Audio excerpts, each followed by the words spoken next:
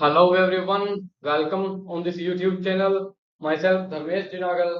हम कर रहे थे केमिकल काइनेटिक्स, जिसका ये जो नेक्स्ट लेक्चर है, इससे पहले हम क्या क्या कर चुके हैं।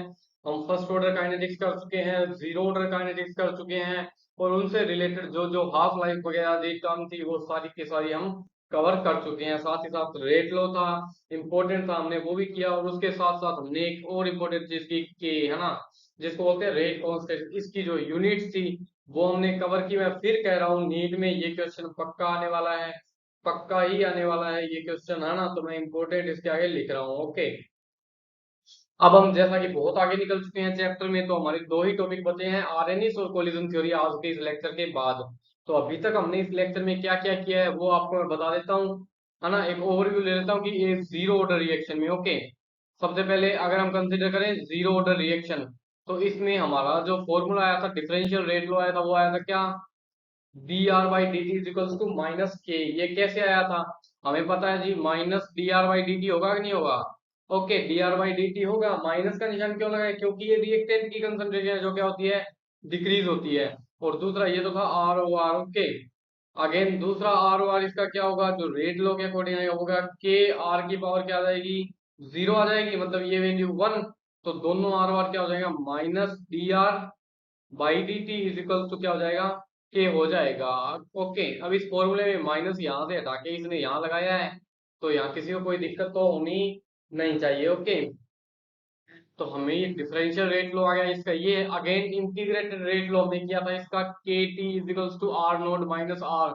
सिर्फ दो क्लास पहले आप जाके देखेंगे तो आपको ये क्वेश्चन मिल जाएगा। यहाँ से हमने ग्राफ भी बनाया था इसका एक, आप ध्यान से देखेंगे उस ग्राफ को। ओके, ग्राफ कौन सा था, आर वर्सेस टी का हमने ग्राफ बनाया था। ओके, देन हाफ लाइफ इसकी क्या होती है, आर नोट बाई टू के। हाफ लाइफ क्या होती है, आर नोट बाई टू के। इसका मतलब इसकी हाफ जो लाइफ है, इसकी हाफ लाइफ है for a zero order reaction, T one by two है, वो प्रोपोर्शनल है किसके, आर नोट इनिशियल कंसंट्रेशन के प्रोपोर्शनल है कि नहीं है। इनिशियल कंसंट्रेशन के प्रोपोर्शनल है किसके, n equals to zero, zero order reaction के लिए। ओके, अगेन जो वैल्यू आई थी के की, जो यूनिट आई थी वो क्या आई थी, mole litre second inverse. Mole litre second inverse इसकी जो टी की जो के की जो यूनिट आई थी क्या आई थी, mole litre inverse second inverse. Okay, तो अभी तक हमने जीरो ऑर्डर रिएक्शन में ये सब कर लिया था। हमने देखा फर्स्ट ऑर्डर रिएक्शन में, तो फर्स्ट ऑर्डर रिएक्शन में आपको पता है जो यूनिट आई वो क्या आई, second inverse. Second mean time inverse आएगी। ओके, और हमारा जो रिएक्शन आया था, जो डिफरेंशियल रेट लो आया था, वो क्या आया था, d are by D t to minus k r. क्योंकि आर की पावर यहाँ क्या लगाएंगे, वन लगाएंगे। तो यहाँ अगर मैं वन लिख दूं तो इसकी वैल्यू क्या आ जाएगी, अब इन दोनों को हम इक्वेट कर देंगे। तो minus D R by D t is equal to क्या हो जाएगा, के आर माइनस इसी तरफ तो लाए हैं। ओके, अगेन हमने किया था इसका इंटीग्रेटेड रेट लो, जो आया था R is equal to R naught e की power minus k T. Again एक और हमने इसका इक्वेशन निकाली थी, वो क्या थी, k t is equal to l n r naught by r. या मैं बोल दूं k t is equal to 2.303 log r naught by r. यहाँ तक किसी को कोई दिक्कत नहीं है। जिसको दिक्कत आ रही है वो पीछे की क्लासें जरूर देखें, उनमें मैंने ये सब कुछ चीजें एक्सप्लेन बहुत ही अच्छे से की हुई हैं। ओके, अगेन यहाँ से हमने कुछ ग्राफ बनाए थे, दो ग्राफ बनाए थे, जिनमें से एक तो आपके सामने ये दिया ही हुआ है, l n r versus t का। तो इसका जो इंटरसेप्ट आया था, इसका जो इंटरसेप्ट आया था वो क्या आया था, एल एन आर नोड आया था ना। इसका इंटरसेप्ट आया था एल एन आर नोड। इसकी जो हाफ लाइफ है ये हम करेंगे अभी, है ना। इसकी हाफ लाइफ है वो हम करेंगे अभी, जो क्या है, एल एन टू बाई के। एल एन टू बाई के, इसका मतलब ये क्या है, ये डिपेंड नहीं कर रही है किस पे, इनिशियल कंसंट्रेशन पे डिपेंड नहीं कर रही है। तो जो टी हाफ है वो किसी भी तरीके से आर नोड से रिलेट नहीं करती है, किसमें, जब एन इक्वल टू क्या हो, वन हो। फर्स्ट ऑर्डर रिएक्शन में टी हाफ कभी भी इनिशियल कंसंट्रेशन से रिलेट नहीं करती है। जबकि जीरो ऑर्डर रिएक्शन में जो हाफ लाइफ है वो इनिशियल कंसंट्रेशन के प्रोपोर्शनल होती है। ओके, ये यूनिट हमने इसकी देख ली। तो अभी तक हमने जो था वो आपके सामने है, इसको मैं मिटा देता हूँ पूरे को, ताकि आप स्क्रीनशॉट ले सकें। ये उठाया मैंने कहाँ से है, एनसीईआरटी से। ओके, तो मैं इसको क्लीन कर रहा हूँ, आप इसका स्क्रीनशॉट लेना चाहते हैं तो आप इसको स्क्रीनशॉट ले सकते हैं। ओके, अब हम करते हैं half life for first order reaction. पहली बात हमने n इजिकल्स टू जीरो के लिए की थी। n इजिकल्स टू जीरो के लिए हम पिछली क्लास में करके आए थे। जो क्या आया था, जो टी हाफ था वो प्रोपोर्शनल था किसके, आर नोड के। ओके, प्रोपोर्शनल था आर नोड के। ये तो था n इजिकल्स टू जीरो के लिए। अब हम करें half life for first order reaction. तो आपको क्या पता है, आपको पता है जी ये k t is equals to 2.303 log 2.303 log r naught by r हो जाएगा कि नहीं हो जाएगा, आर नोट बाई आर हो जाएगा कि नहीं हो जाएगा। अब अगर मैं बोलूं if t is equal to t 1/2 हो जाए, अगर टी इज इक्वल टू क्या हो जाए, टी हाफ हो जाए, तो इसका मतलब क्या होगा, इसका मतलब क्या होगा, आर की वैल्यू क्या आ जाएगी, आर की वैल्यू क्या आ जाएगी बताएं, आर नोड का आधा हो जाएगा कि नहीं हो जाएगा। अगर मैं हाफ लाइफ बोलूं तो अगर इनिशियल कंसंट्रेशन 10 है तो हाफ कंसंट्रेशन क्या हो जाएगी, 5 हो जाएगी, 10/2 हो जाएगी।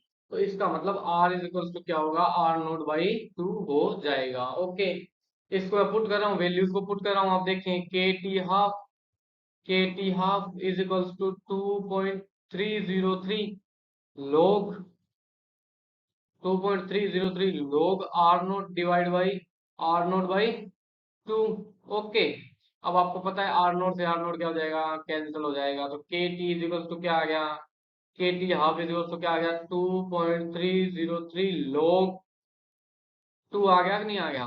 अब मैथ वालों को तो पता होगा, बायो वालों को मैं बता देता हूँ कि जी log 2 की वैल्यू क्या होती है, log 2 की वैल्यू होती है 0.3010, 0.3010। log 3 की भी बता रहा हूँ मैं, यही आपको है ना, log 3 की बता रहा हूँ 1.732। Okay, something 1.732 something. Again log 10 की भी मैं आपको बता रहा हूँ, यही आप रट्टा मार लेंगे ना, log 10 की वैल्यू होती है 1। ओके, तो ये तीन वैल्यूज हैं log की, ज्यादा आपके काम की नहीं है इसलिए मैं बता रहा हूँ, ये तीन आप ध्यान से देख लेंगे। ओके, यहाँ तक किसी को कोई प्रॉब्लम है तो बोले, किया कुछ नहीं है, आर की जगह आर नोट बाई 2 किया है तो ये 2 आ जाएगा ऊपर, बन क्या गया, k t half is equals to 2.303 log 2, 2.303 log 2। Okay, ठीक है, अब देखें क्या आया था हमारा, k t half is equals to 2.303 log 2, जिसकी वैल्यू क्या आ जाएगी, k t half is equals to 2.303 into 0.3010 हो जाएगा। 0.3010 3010, ये मैंने वैल्यू बताई है log 2 की, अभी बताई है 0.3010 होती है log 2 की वैल्यू। देन टी हाफ क्या हो जाएगा बताएं मेरे को, टी हाफ क्या हो जाएगा, इनको मल्टीप्लाई आप घर पे करके देखेंगे, मैं बताता हूँ, 0.693 डिवाइड बाई के हो जाएगा, 0.693 डिवाइड बाई के हो जाएगा। ये क्या है, n इज इक्वल्स टू 1 के लिए जो हमारा हाफ लाइफ है आपके सामने मैंने बना दिया है। n इज इक्वल्स टू 1 के लिए फर्स्ट ऑर्डर रिएक्शन के लिए जो टी हाफ है वो होती है 0.693 डिवाइड बाई के। इजी सा है, आप इसको याद ही कर लेंगे और क्वेश्चन आने की भरपूर संभावना है। इसका मतलब क्या है कि जो टी हाफ है, इसका मतलब क्या है, जो टी हाफ है वो किसी भी तरीके से रिलेट नहीं करता है किससे, आर नोड से, आर नोड से।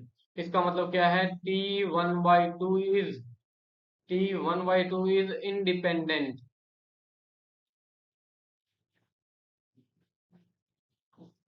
independent, T half is independent to R node, R node से हर तरीके से इंडिपेंडेंट है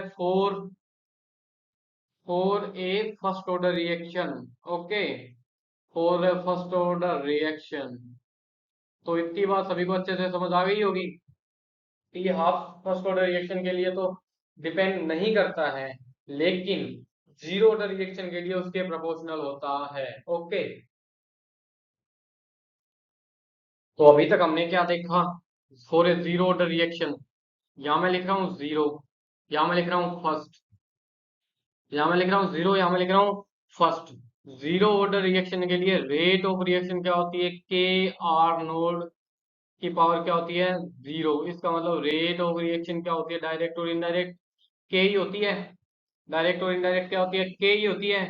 इसका मतलब क्या है, rate of reaction is independent, is independent, rate of reaction is independent of r naught. Rate of reaction है वो इंडिपेंडेंट है किसके, इनिशियल कंसंट्रेशन के।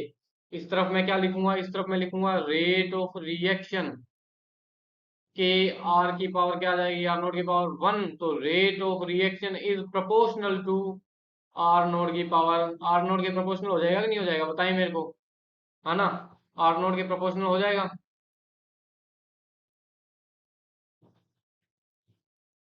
ठीक है, ये इतनी बात दोनों लोगों को समझ आई है, दोनों चीजें सभी को समझ आई है ना।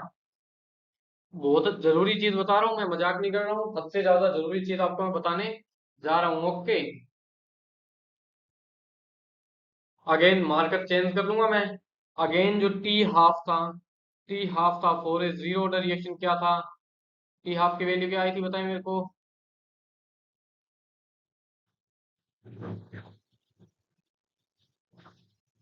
टी हाफ हमारा जो था वो आया था आर नोड बाई 2 के आया था। ओके, इसका मतलब टी हाफ है जो वो क्या है, प्रोपोर्शनल है आर नोड के। क्या ये बात सभी को समझ आई है। दूसरी तरफ हमारा जो टी हाफ था वो क्या था, 0.693 डिवाइड बाई के था, 0.693 डिवाइड बाई के था। इसका मतलब जो टी हाफ है वो कोई किसी भी तरीके से डिपेंड नहीं करता है किस पे, आर नोड पे। इसका मतलब मैं लिख रहा हूं t half is independent, t half is independent of r naught या इनिशियल कंसंट्रेशन, आर नोड या इनिशियल कंसंट्रेशन। तो ये जो स्लाइड बनाई है ना आपके सामने, बहुत ज्यादा इंपॉर्टेंट है। आपका क्वेश्चन जो नहीं होने वाला होगा वो अगर ये स्लाइड आप ध्यान रख लेंगे तो 1 सेकंड में हो जाएगा। जरूरी चीजें क्या है, जरूरी चीजें क्या है यहाँ मैं हाईलाइट भी कर रहा हूँ। ओके, कि तो जीरो ऑर्डर रिएक्शन में जो रेट है वो होती है क्या, जीरो ऑर्डर रिएक्शन में जो रेट है वो होती है क्या, इंडिपेंडेंट इनिशियल कंसंट्रेशन से। लेकिन जो हाफ लाइफ है वो होती है प्रोपोर्शनल, लेकिन जो हाफ लाइफ है वो होती है proportional. Okay, again first order में देखूं ना, फर्स्ट ऑर्डर में तो जी रेट ऑफ रिएक्शन तो होती है प्रोपोर्शनल, रेट ऑफ रिएक्शन तो होती है प्रोपोर्शनल, लेकिन जो हाफ लाइफ है वो क्या होती है, इंडिपेंडेंट। लेकिन जो हाफ लाइफ होती है वो क्या होती है, इंडिपेंडेंट। क्या ये दोनों बातें जो बिल्कुल अलग अलग है, बिल्कुल अलग अलग है, आपको अच्छे से समझ आ जानी चाहिए। ओके, अब एक क्वेश्चन, अगेन वापस आ जाइए, पिछली स्लाइड थोड़ी सी इंपॉर्टेंट थी, वापस आ जाइए, है ना। फर्स्ट ऑर्डर पे क्वेश्चन आपके सामने एनसीईआरटी से डायरेक्ट उठाया है ना। Show that in a first order reaction time required for completion of 99% is 10 time of half life of the reaction. When reaction is completed 99% r n की value हमने क्या पुट करनी है, आर नोट माइनस 0.9990, है ना। Okay, तो मैं लिख रहा हूं, करना कुछ भी नहीं है, आप डायरेक्ट लिखते चले जाएंगे जैसी जैसी आपको वैल्यूज दी गई है। आपको वैल्यूज क्या क्या दी गई है मेरे को बताएं। K t is equals to, k t is equals to 2.303, 2.303 log r naught by, r naught by r आप लिखेंगे, इज इट, आप लिखेंगे के टी 99%, 99.99% हो जाएगा। अब क्या हो जाएगा, 2.303 log r naught divide by, r naught divide by r naught minus 0.999 r naught. ये ब्रैकेट आप लगवाते चलेंगे आर नोट के चारों तरफ। ओके, मैं लगा ले रहा हूँ एक बार, है ना। तो के टी 99.9% इज इक्वल टू क्या हो जाएगा, 2.303 log, 2.303 log r naught divide by क्या बचेगा, 0.0001, इज इट 0.0001 आ जाएगा क्या, एक जीरो कम आएगा ना। हाँ, ओके, आर नोड आ जाएगा, ठीक है। अब आपको पता है आर नोड से आर नोड कैंसिल हो जाएगा, बच क्या गया आप मेरे को बता दें। अगली स्लाइड पे जा रहा हूँ मैं, आप यहाँ तक देख लेंगे, मैंने किया कुछ नहीं है, ये वैल्यूज पुट की है, डिवाइड किया तो डिवाइड किया, माइनस किया तो ये आ गया, आर नोड से आर नोड मैंने कैंसिल कर दिया है। ओके, तो मेरे पास क्या बना, के टी 99.9% इज इक्वल टू क्या हो गया 2.303 log 2.303 log 1/0.001 इज इट। तो के टी इज इक्वल्स टू क्या हो गया 90 ना, सॉरी सॉरी सॉरी, इसको यहाँ लिखेंगे ना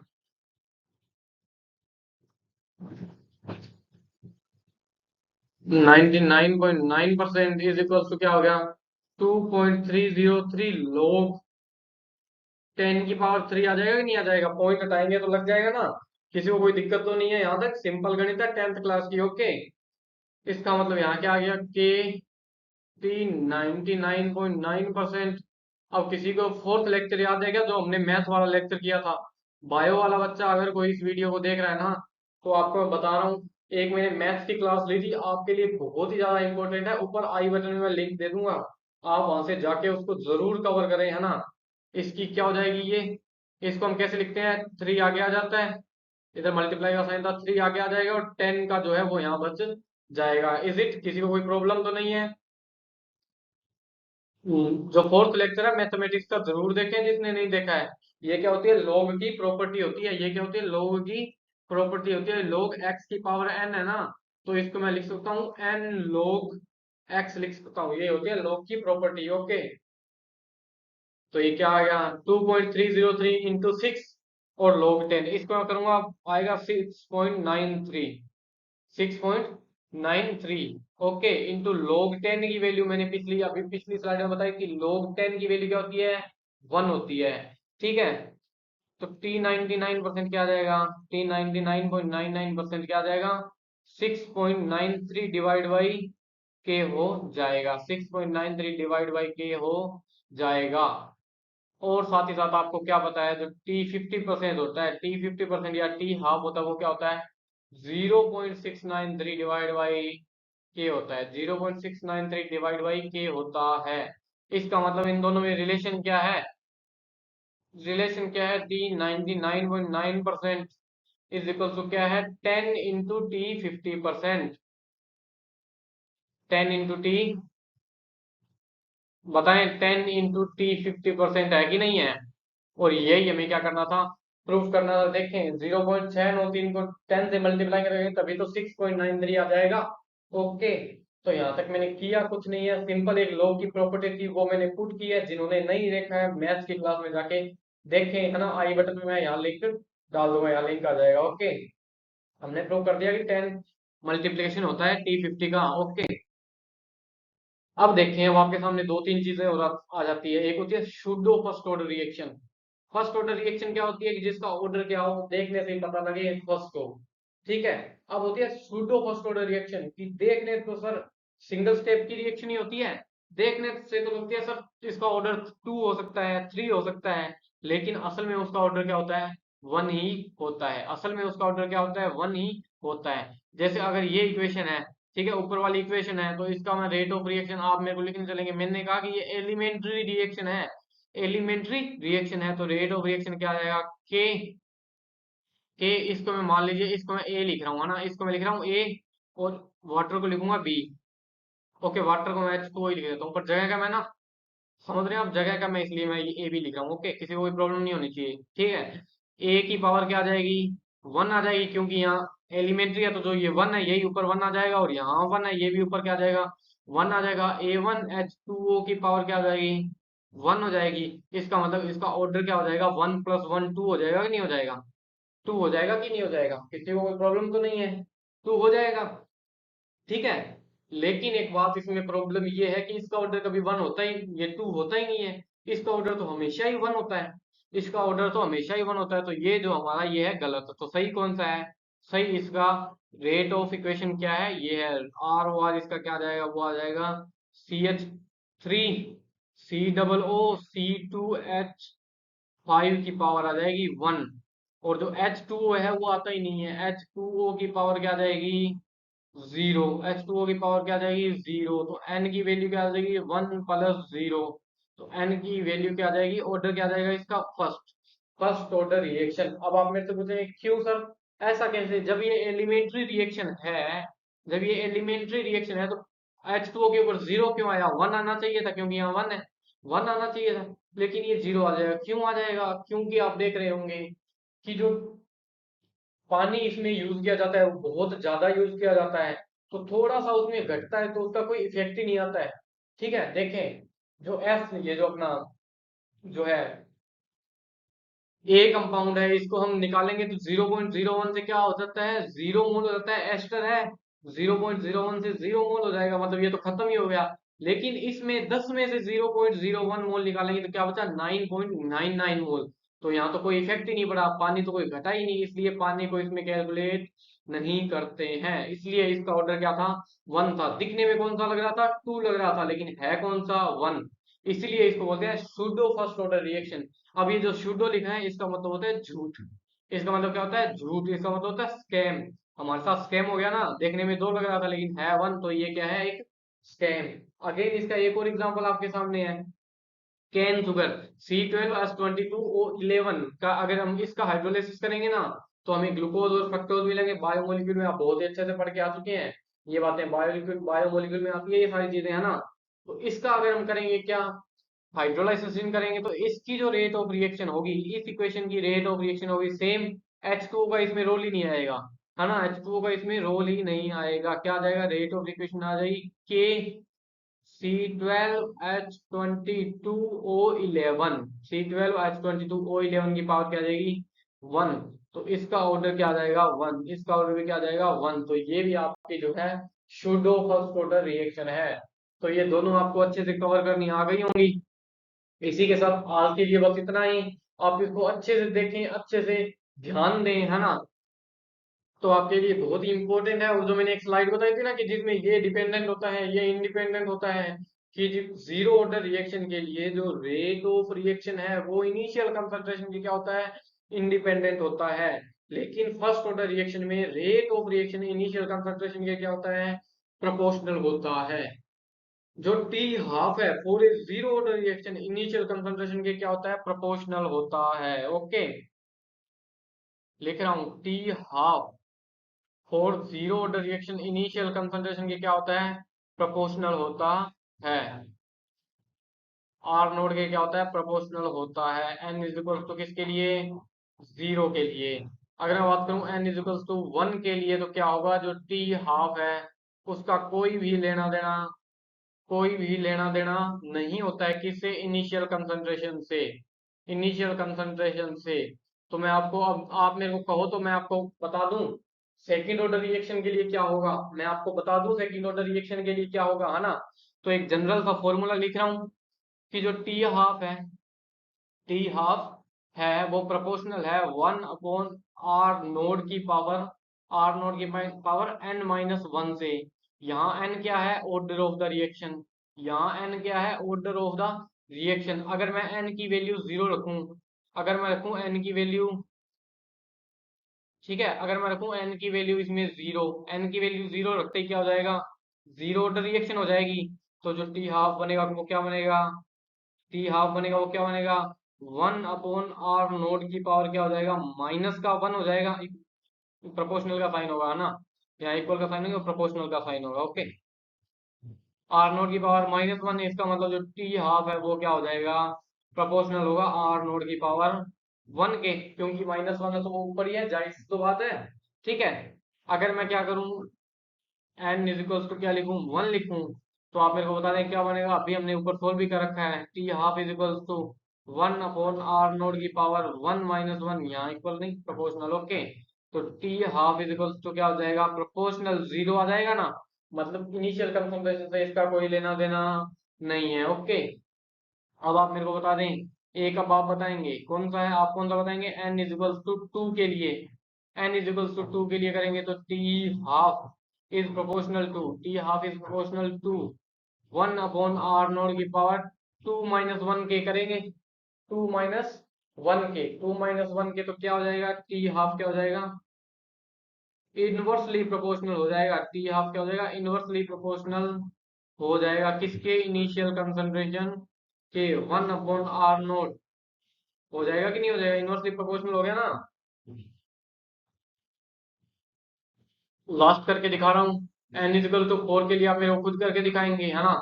आपके लिए मैं क्वेश्चन छोड़ रहा हूँ, n इजिकल्स टू 4 के लिए और n इजिकल्स टू 5 के लिए। n इजिकल टू 4 और 5 के लिए आप खुद करेंगे। n इजिकल्स टू 3 के लिए मैं करके दे रहा हूँ आपको। क्या हो जाएगा, t1/2 is proportional to 1 upon r naught की पावर क्या हो जाएगा 3 माइनस 1। तो t1/2 क्या हो जाएगा, is proportional to 1 upon r naught की पावर क्या हो जाएगा 2 के इक्वल हो जाएगा। आप इनको ध्यान से देख लेंगे, आपको मैंने कराया कुछ नहीं है, इसी का एक ये फॉर्मूला बताया है, आप इसके अकॉर्डिंग सारे के सारे सोल्व कर सकते हैं। ओके, सारे के सारे सोल्व कर सकते हैं। n equal to 4 and n equal to 5, इन दोनों के लिए आप खुद से कवर करेंगे अच्छे से, है ना, अच्छे से खुद से कवर करेंगे और फिर बताएंगे कि आपसे हो पाया है नहीं। कमेंट सेक्शन में जरूर आप कमेंट करेंगे। ओके, इसी के साथ हैप्पी लर्निंग। Thank you. पढ़ते रहिए, चैनल को सब्सक्राइब जरूर कीजिए अगर अभी तक नहीं किया है तो, और आगे से आगे अपने साथियों के साथ शेयर जरूर कीजिए।